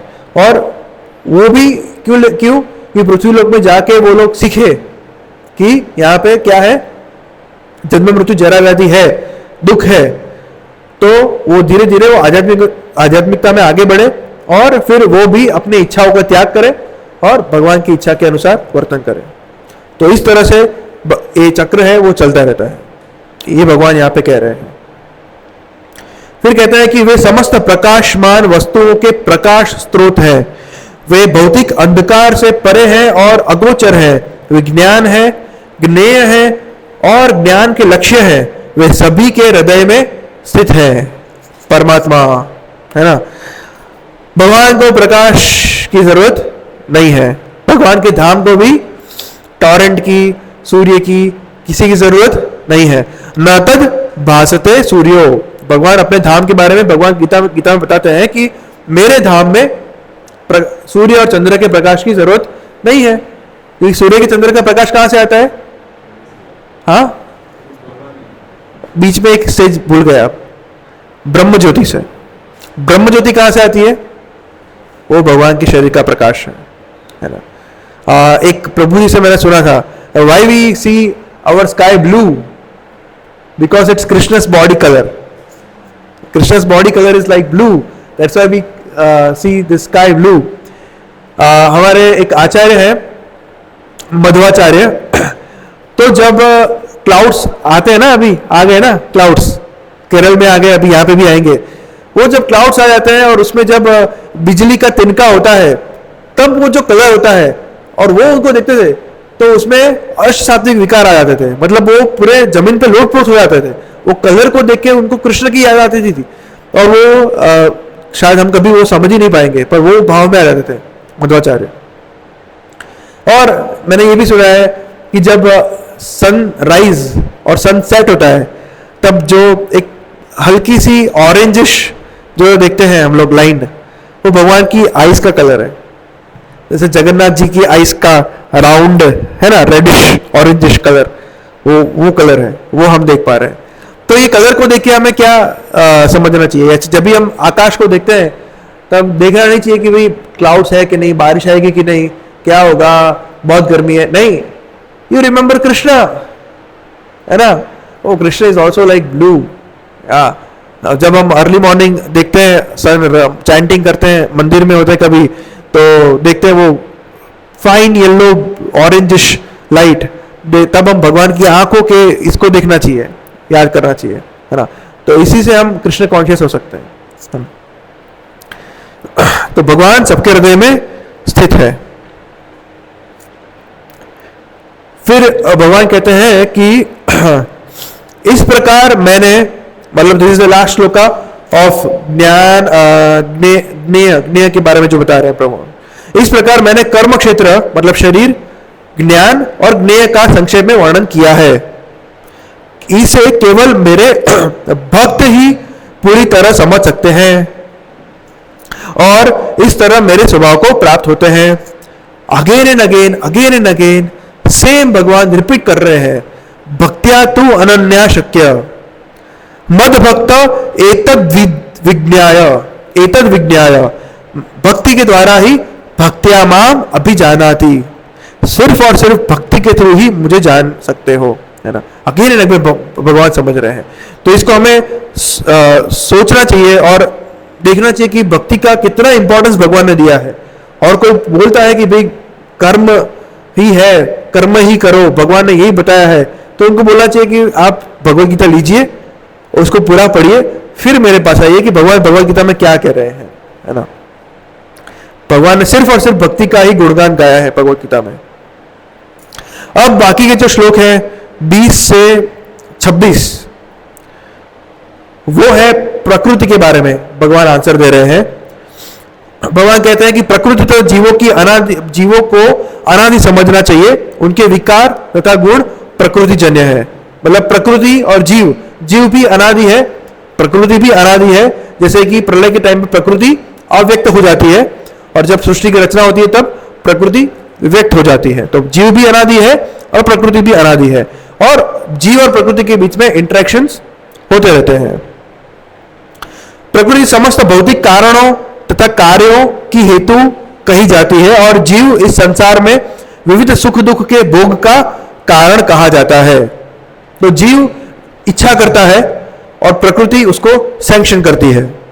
ठीक है, कहते हैं प्रकृति क्रियमाणानि गुणैः ही कर्माणि सर्वशः अहंकार विमूढ़ात्मा कर्ता हम इति मन्यते। ये भी भगवद गीता में भगवान ने कहा है। मतलब ये जो भी कार्य होता है, इसके आगे भी श्लोक आएगा, उसमें क्या कहते हैं भगवान, इस प्रकार जीव प्रकृति के 3 गुणों का भोग करता हुआ प्रकृति में ही जीवन बिताता है। यह उस प्रकृति के साथ उसकी संगति के कारण है। इस तरह उसे उत्तम तथा अधम योनियां प्राप्त होती रहती है। तो भी इस शरीर में एक अन्य दिव्य भोक्ता है। ओके, तो कोई पूछ सकता है कि प्रकृति क्रियमाणानि गुणे ही कर्माणि सर्वशः, जो भी कार्य होता है वो प्रकृति के थ्रू ही होता है, 3 गुणों के थ्रू ही अंतर्गत ही होता है। ठीक है, परंतु अहंकार के वश अहंकार विमूढ़ आत्मा करता हम इति मन्यते। आत्मा को लगता है कि मैं ही करता हूं, पर आत्मा करता है नहीं है। ठीक है, तो कोई पूछ सकता है कि तो प्रभु जी मैं कर्म करता हूं, पुण्य करता हूं या पाप करता हूं, पर मैं करता तो हूं नहीं, प्रकृति के थ्रू होता है, शरीर भी मुझे प्रकृति के थ्रू मिला हुआ है, अभी भी हमने सुना। तो उसके जो फल होते हैं अच्छे या बुरे, वो मैं क्यों भुगतूं? मैं तो करता हूं नहीं, प्रकृति कार्य कर रही है, तो मैं कैसे हूं? तो उसका आंसर है जीव क्या करता है? इच्छा करता है। तो उसकी जो अल्प स्वतंत्रता है वो है इच्छा। तो वो इच्छा करता है, वो इच्छा प्रकृति उसको सैंक्शन करती है। तो वो इच्छा के करने के कारण उसको पाप या पुण्य के फल भुगतने पड़ते हैं। ठीक है, फिर ये बहुत ही फेमस श्लोक है, भगवान अभी बताते हैं कि उपद्रष्टा अनुमंता च भर्ता भोक्ता महेश्वरः परमात्मेति चाप्युक्तो देहेस्मिन् पुरुषः परः। तो इस शरीर में एक अन्य दिव्य भोक्ता है, वो कौन है? परमात्मा। वो कैसे है? उपद्रष्टा अनुमंता। उपद्रष्टा मतलब एक बड़ा सा पेड़ है, उसमें 2 पक्षी है, एक पक्षी जो कार्य कर रहा है और वो फल को खा रहा है, और दूसरा पक्षी उस पक्षी को फल खाते हुए देख रहा है। जो देख रहा है वो उपद्रष्टा भगवान है, और अनुमंता भी वही है, वो ही अनुमति देते हैं, तभी ये पक्षी फल खा पा रहा है। ठीक है, पक्षी क्या कर, वो जो पहला पक्षी है वो सिर्फ इच्छा कर रहा है कि मुझे फल खाना है, पर उसकी अनुमति सैंक्शन कहां से होती है? प्रकृति से। और प्रकृति भगवान के पास जाती है, परमात्मा के पास, और वो जब साइन करते हैं तब हम फल खा पाते हैं। ठीक है, तो हमारे एक एक कर्म के साक्षी भगवान है, उपद्रष्टा परमात्मा। सभी हिसाब किताब पूरा अवेलेबल है भगवान के पास, और उनकी जो हार्ड ड्राइव है वो कभी क्रैश नहीं होती। तो ये है, तो ये इट्स वेरी इंपॉर्टेंट श्लोक का, तो वो हमारे हृदय में स्थित है। और इस तरह भगवान हमें कभी कभी मार्गदर्शन भी देते हैं, है ना। कभी कभी हमें अंदर से मार्गदर्शन मिलता है ना, कि तो भगवान इस तरह हमारे साथ रह के ऐसे नहीं सिर्फ हमें देखते हैं और कुछ करते नहीं है, वो हमें मार्गदर्शन भी देते हैं कि हमें ये करना चाहिए, ये नहीं करना चाहिए, है ना। पर हमें चाहिए, उस पक्षी को चाहिए कि वो सिर्फ फल नहीं खाए, वो दूसरा जो पक्षी है उसकी ओर देखे।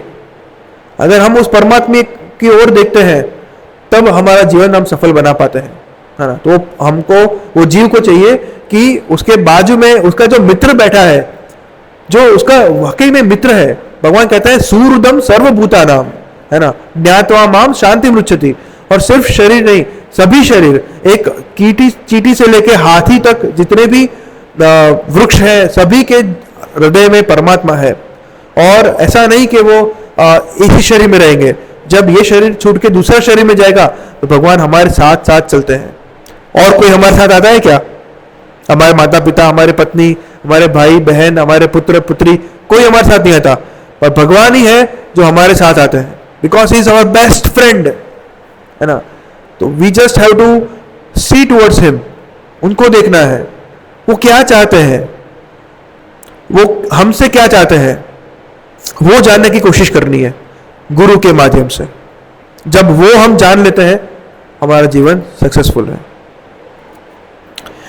फिर भगवान कहते हैं जो व्यक्ति प्रकृति, जीव तथा प्रकृति के गुणों की अंतःक्रिया के संबंधित इस विचारधारा को समझ लेता है, उसे मुक्ति प्राप्त सुनिश्चित है। उसकी वर्तमान स्थिति चाहे जैसी हो, यहां पर उसका पुनर्जन्म नहीं होगा। तो मतलब जिसने जान लिया क्षेत्र, क्षेत्रज्ञ, पुरुष, प्रकृति, फिर ज्ञान, ज्ञेय, ये सब जान लिया, और जान लिया तो वो तो अभी भी जान लिया, वो नहीं, हमने फॉलो करना है, ये 20 क्वालिटी को अपनाना है, और उसके बाद आत्मा साक्षात्कार करना है, परमात्मा साक्षात्कार करना है। अगर ये सब हमने कर लिया तो ऑब्वियसली मुक्ति तो दासी है। नरसिंह मेहता कहते हैं ना कि ऐसे भगवान के जो शुद्ध भक्त होते हैं, मुक्ति तो उनकी दासी है, उनको तो मुक्ति चाहिए भी नहीं, न धर्म न जन्म न सुंदरिम, उनको कुछ नहीं चाहिए। ममा जन्मनि जन्मनीश्वर है, मुझे तो और जन्म चाहिए, पर भवतात भक्तिर अहेतुकित्वई, है ना। हरिना जन्म तो मुक्ति ना मांगे, मांगे जन्मो जन्म अवतार रे, वाय नित्य सेवा, नित्य उत्सव, निरखवा नंद कुमार रे, है ना। मुझे तो क्या और भी जन्म चाहिए, पर मुझे भक्ति चाहिए बस। हर एक जन्म में आपकी भक्ति मुझे बस मिल जाए, that is enough for me. That Narsinh Mehta is telling, Chaitanya Mahaprabhu is telling, even our Goswami are telling. कौन सा हम गाते हैं मंगला आरती में, हम गाते हैं श्री चैतन्य नित्यानंद श्री अद्वैत हरि हराय नमः कृष्ण यादवाय नमः। जन्मे जन्मे प्रभु से ही गाते हैं ना, गुरु आरती में भी गाते हैं जन्मे जन्मे प्रभु से ही, है ना। तो हम चाहते हैं कि हम हर जन्म में भगवान की सेवा करें। हमें मुक्ति तो चाहिए ही नहीं, तो भगवान कहते हैं कि अगर ये सब जान लेते हैं तो उसको मुक्ति आसानी से मिल जाती है। कुछ लोग परमात्मा को ध्यान के द्वारा, फिर भगवान कहते हैं कि सब लोग क्या करते हैं अलग अलग, ध्यान के द्वारा, ध्यान अष्टांग योग है, उसमें भी अंतिम साक्षात्कार क्या होता है, परमात्मा का। कुछ लोग ज्ञान का अनुशीलन करते हैं। ज्ञान का अनुशीलन मतलब मेंटल स्पेकुलेशन से ज्ञान कुछ प्राप्त करने की कोशिश करते हैं और वैराग्य हो जाते हैं, हिमालय पे जाके ज्ञान पाने की कोशिश करते हैं ज्ञान योग के थ्रू, ठीक है। और कुछ है जो निष्काम कर्म योग से मुझे ऐसे जानने की कोशिश करते हैं। फिर भगवान क्या कहते हैं कि ऐसे भी लोग हैं जो आध्यात्मिक ज्ञान से अवगत नहीं होते हैं, पर अन्यों से परम पुरुष के विषय में सुनकर उनकी पूजा करने लगते हैं, श्रवणम करते हैं। ये लोग भी प्रामाणिक पुरुषों से श्रवण करने की मनोवृत्ति होने के कारण जन्म तथा मृत्यु के पथ को पार कर जाते हैं। तो आप ज्ञान योग है या अष्टांग योग है या कोई, खुद ही मैं सिर्फ ट्रांसलेशन पढ़ रहा हूं प्रभुपाद जी का, है ना। भगवान खुद ही बता रहे हैं ना कि ज्ञान योग कर, कुछ लोग ऐसा करते हैं, भगवान कहते हैं कुछ अष्टांग योग से परमात्मा का साक्षात्कार करते हैं, कोई ज्ञान योग करते हैं, कोई निष्काम कर्म से करते हैं। परंतु कुछ लोग हैं जिनको जो प्रैक्टिकल है, वो प्रैक्टिकल क्या करते हैं, भक्ति में जुड़ते हैं और श्रवणम करते हैं। ये 9 श्रवणम कीर्तनम विष्णु भगवत पाद सेवनम अर्चनम दास्यम साख्यम आत्मनिवेदनम, ये 9 जो वंदनम आत्मनिवेदनम, 9 विधियों को अनुसरते हैं। और ये 9 में से किसी एक विधि को आपने पकड़ लिया और लाइफ लॉन्ग उसको फॉलो किया, तब भी जन्म मृत्यु के पथ को वो पार कर जाते हैं। सिर्फ सुनने, भगवान कह रहे हैं, सिर्फ वो कोई पर किससे सुनना है? भगवान कहते हैं प्रामाणिक पुरुषों से, ऑथोराइज्ड, किसी से भी नहीं सुनना है। प्रामाणिक पुरुषों को सुनकर, प्रामाणिक मतलब जो भगवान ने खुद ऑथोराइज किया है, भगवान उनको खुद स्टैंडर्डाइज किया, मतलब भगवान की गुरु परंपरा में आते हो, ऐसे प्रामाणिक पुरुषों से जब हम सुनते हैं तो भी it is very easy to get liberation. तो ये भगवान ने प्रकृति और पुरुष के बारे में बता दिया। तो पुरुष दो होते हैं, एक कैपिटल पी, एक स्मॉल पी। कैपिटल पी मतलब परमात्मा, स्मॉल पी मतलब आत्मा। पर अगर इन जनरल देखा जाए तो पुरुष सिर्फ एक ही है ना। अगर कोई माताजी लाइक जींस टॉप और टी शर्ट में आ जाए, है ना, पुरुष के वेश में, तो क्या हम उसको पुरुष बोलेंगे? नहीं। तो इसी तरह हम भी ये पुरुष के वेश में है या सो कॉल्ड पुरुष के क्लोथ धारण किए, परंतु हम भी पुरुष नहीं है, हम भी भगवान की प्रकृति ही है। पर हम भगवान की लेसर प्रकृति है, और राधा रानी है, लक्ष्मी जी है, सीता जी है, वो भगवान की ग्रेटर प्रकृति है। पुरुष केवल एक ही है, भगवान, है ना। और हम तो पुरुष, जो पुरुष होते हैं वो भोक्ता होते हैं, है ना। तो भोक्ता सिर्फ एक ही है, भोक्तारम यज्ञ तपसाम, सिर्फ एक ही भोक्ता है, और हम भोगने के लायक हैं, है ना। हम उनकी सेवा के लिए हैं, है?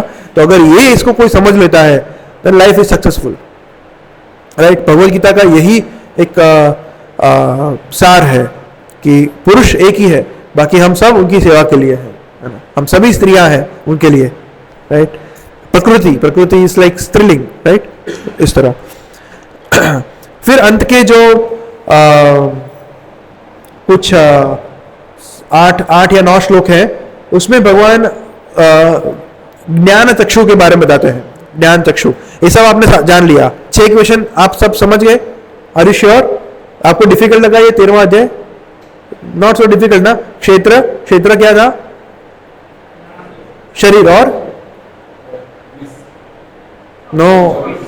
24 क्या है वो? 24 क्या है टोटल? 24 को क्या बोलते हैं?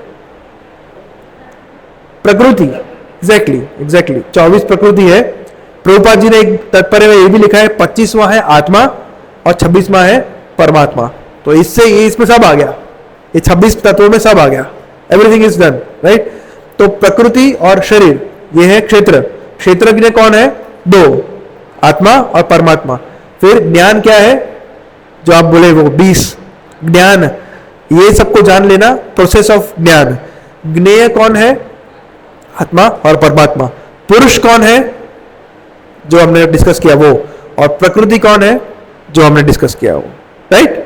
It's so easy, right. अभी कोई क्वेश्चन पूछे तो बता देना प्लीज। तो ये भरत अभी लास्ट जो है वो भगवान इसके विष्णु सी, इसमें एक एक श्लोक बहुत ही इंपॉर्टेंट है। उपदृष्टा अनुमंता, इसके लिए बहुत सारे लेक्चर दिए जा सकते हैं। कोई 1 घंटे में इसको कंप्लीट करना ये इम्पॉसिबल है, इसलिए हम लोग सिर्फ सुपरफिशियली ले रहे हैं। आपको 13वां अध्याय में क्या आ रहा है वो आप बता पाएंगे मेरे ख्याल से।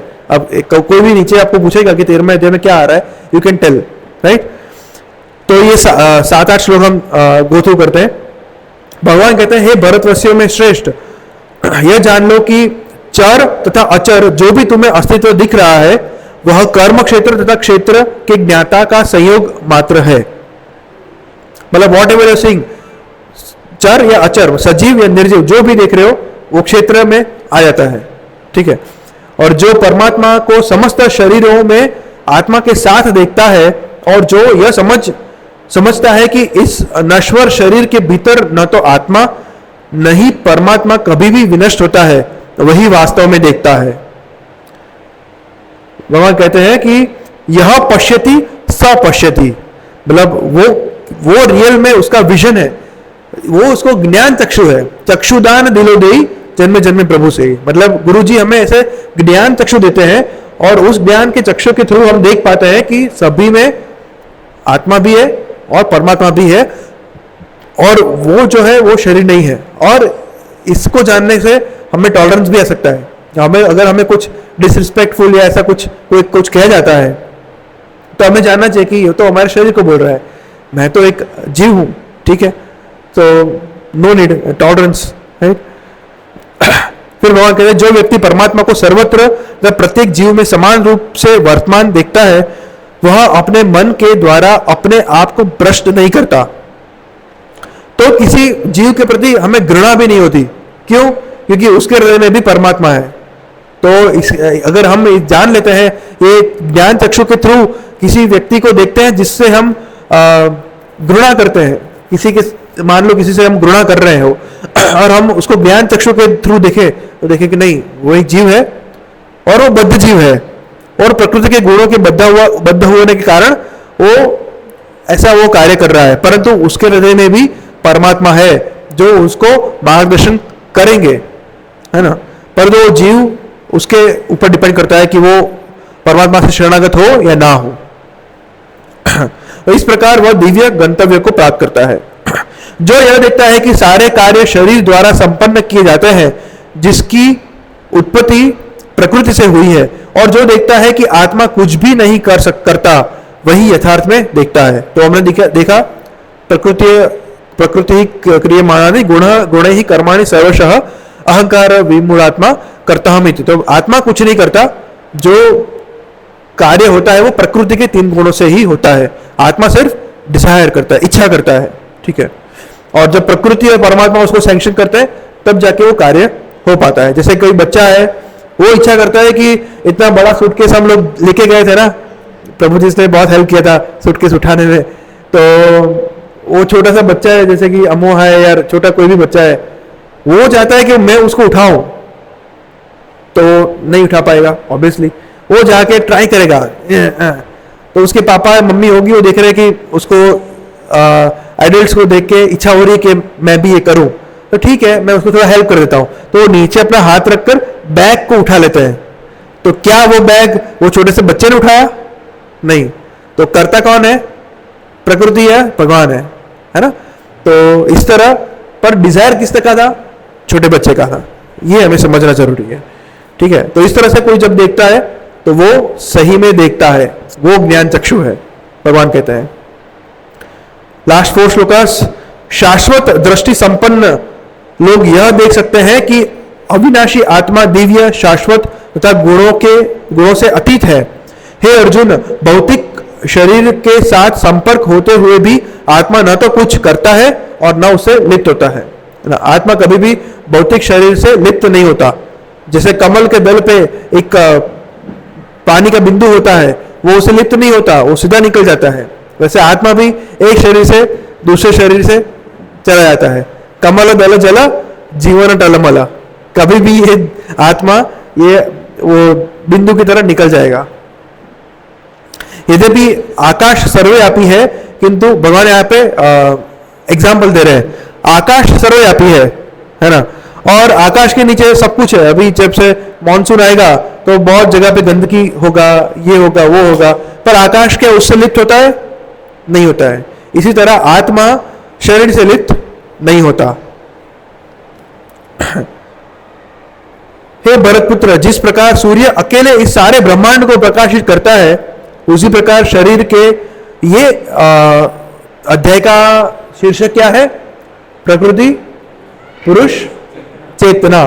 तो चेतना के बारे में 34वां श्लोक भगवान बता रहे हैं कि हे भरतपुत्र, जिस प्रकार सूर्य अकेले इस सारे ब्रह्मांड को प्रकाशित करता है, उसी प्रकार शरीर के भीतर स्थित एक आत्मा पूरे शरीर को चेतना से प्रकाशित करता है ना। अगर शरीर में आत्मा नहीं है तो चेतना भी नहीं है, ठीक है। तो ये सब कुछ, एवरीथिंग, दिस बॉडी जो भी वर्क कर रहा है वो चेतना से केवल। चेतना क्या है? आत्मा का प्रकाश, है ना। आत्मा तो एक कण के स्वरूप में हृदय में विराजमान है। वो बाल के अगले भाग से 10,000वां भाग छोटा है, पर उसका प्रकाश से वो पूरे भले ही एक चींटी का शरीर हो या फिर बड़े से बड़े हाथी का शरीर हो, तो आत्मा सबको चेतनवंत कर सकता है। तो दैट इज चेतना, ठीक है। चेतना की बहुत सारी व्याख्याएं हैं, प्रभुपाद जी इसमें तात्पर्य में बता रहे हैं। तो बुद्धिमान व्यक्ति समझ सकता है कि चेतना क्या है। और चेतना कोई अमाइनो एसिड्स या कार्बोहाइड्रेट या फैट से बना के मिश्र करके नहीं बनी जाती। चेतना आध्यात्मिक है, स्पिरिचुअल है। वो कोई हम बना नहीं सकते। क्या हम जीव को बना सकते हैं? नहीं बना सकते हैं, है ना। वो आत्मा के थ्रू ही आता है ना? हम अभी भी पढ़ते हैं कि जैसे कि हृदय में एक ऐसे नोड होता है जो हृदय को पंप करने के लिए सिग्नल भेजता है। तो हम ये भी पढ़ते हैं कि ऊर्जा का नियम क्या है? ऊर्जा का एक स्वरूप है दूसरे स्वरूप में रूपांतर होता है, और ऊर्जा का उत्पन्न नहीं हो सकता और ऊर्जा विनष्ट भी नहीं हो सकता। तो ऊर्जा उत्पन्न नहीं हो सकता, तो फिर ऐसे नोड में ऊर्जा कहां से आया? तो मैं बहुत सारे कार्डियोलॉजिस्ट को पूछता हूं और they don't have answer, but we have the answer in Bhagavad Gita.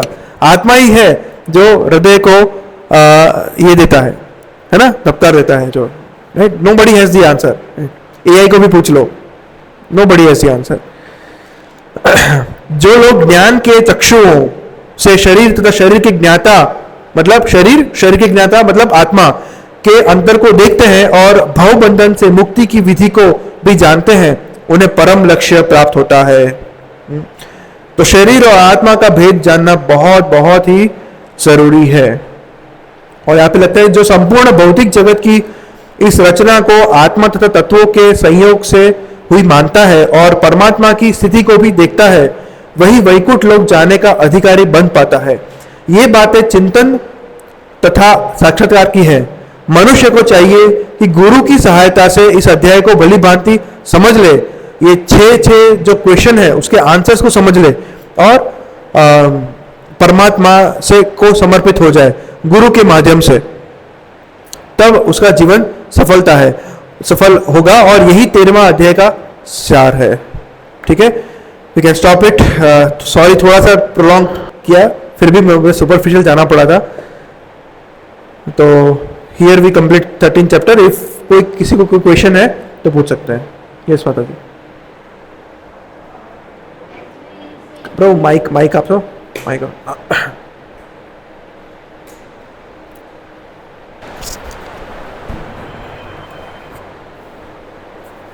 હરે કૃષ્ણ પ્રભુજી, બે ક્વેશ્ચન છે.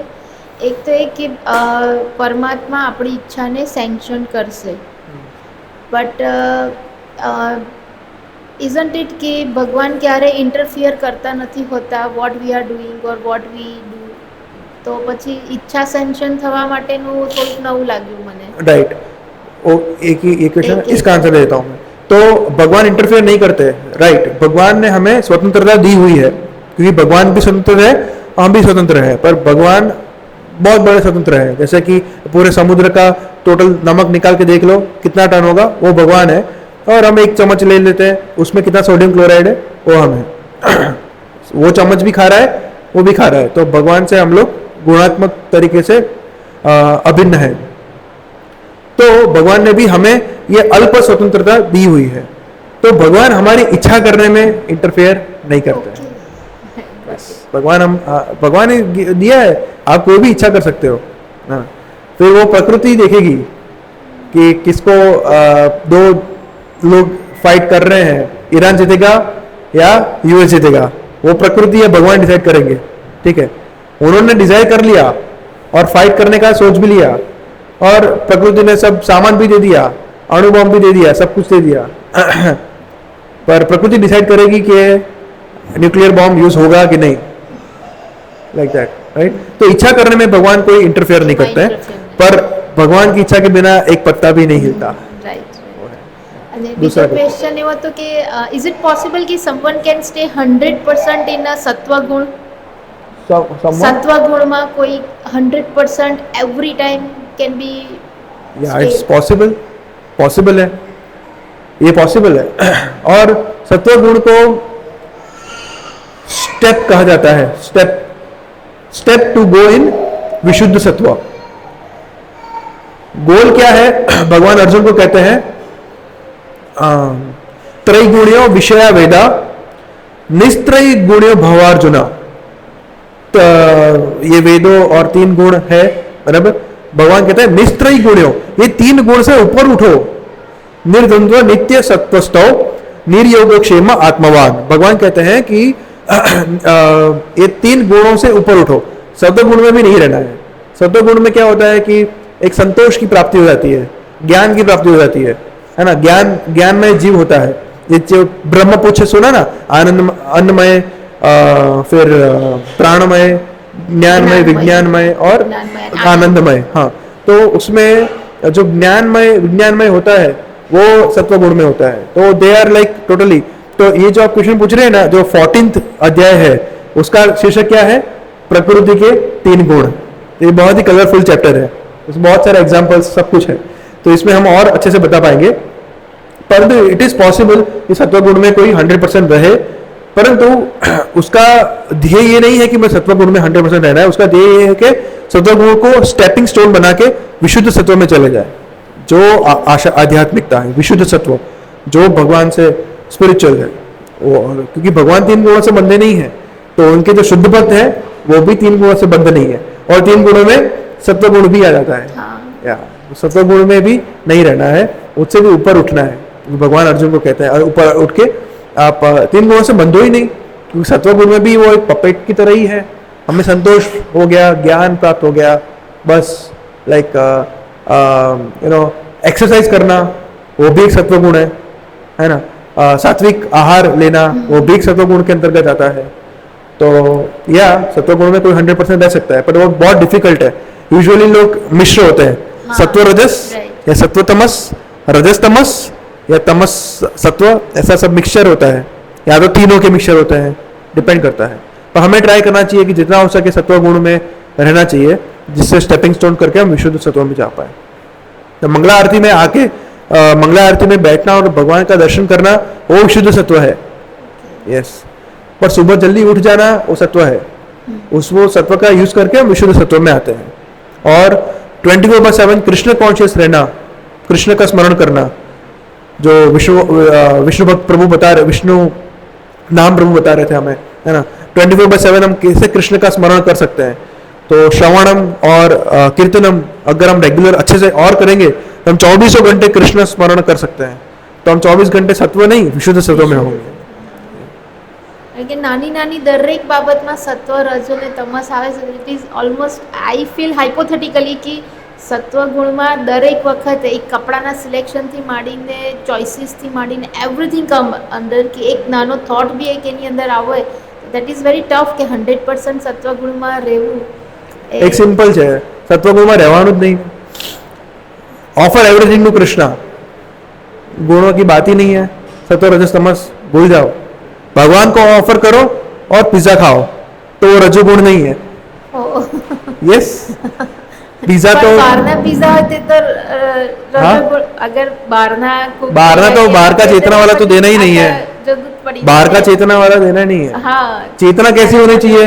पिज्जा बनाते बनाते भगवान को ज्यादा तीखा ना लग जाए, ज्यादा उनको टेस्ट अच्छा आए, ज्यादा स्वीट ना हो जाए, ज्यादा जल ना जाए, ये चेतना होते होते अगर कोई भगवान के लिए पिज्जा बनाता है ना, नहीं कि अपने पति के लिए या अपनी पत्नी के लिए या बच्चों के लिए, है ना, तो जो चेतना वो आती है ना, तो वो फिर प्रसाद जब बन के आता है तो वो विशुद्ध सत्व है.